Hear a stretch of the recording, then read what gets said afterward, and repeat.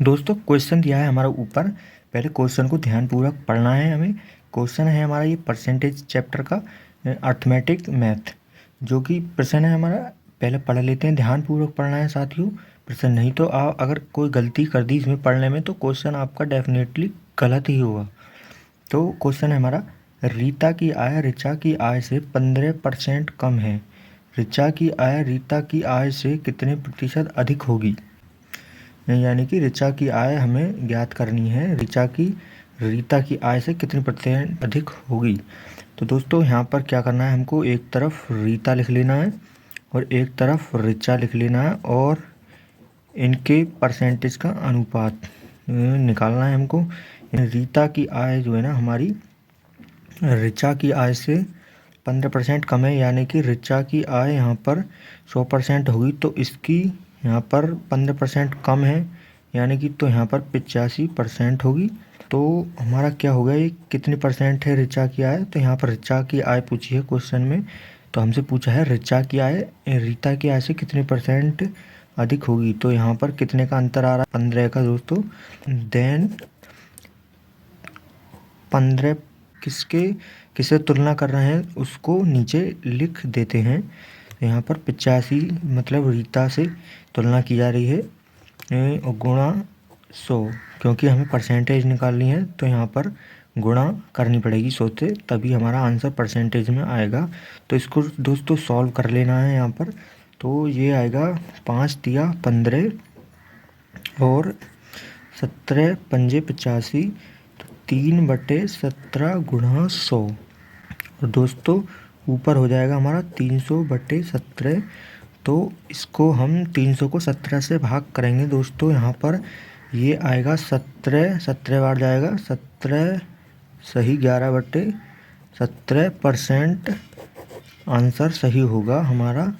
तो पूर्वक दूसरा क्वेश्चन है ये हमारा और इसको हमें सॉल्व करना है। तो हमारा क्वेश्चन है, ध्यानपूर्वक पढ़ लेना है पहले इसको।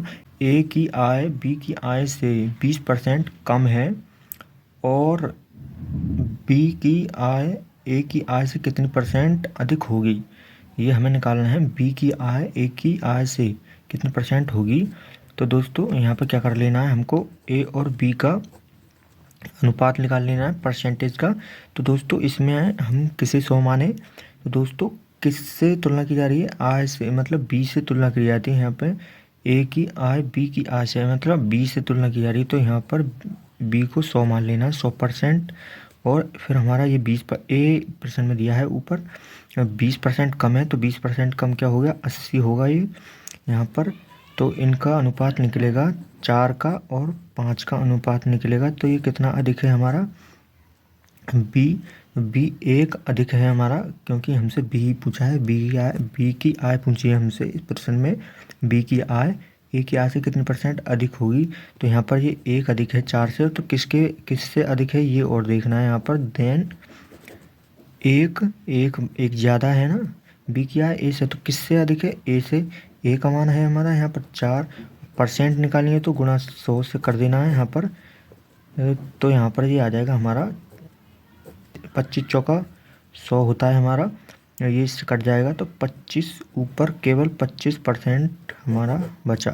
तो ये 25% इसका आंसर होगा इस सवाल का। दोस्तों हमारा 2 क्वेश्चन हो गए हैं, सभी क्वेश्चन ध्यानपूर्वक पढ़ने हैं तभी इसको सॉल्व करने का सोचना है, और नहीं हमारा क्वेश्चन गलत हो सकता है।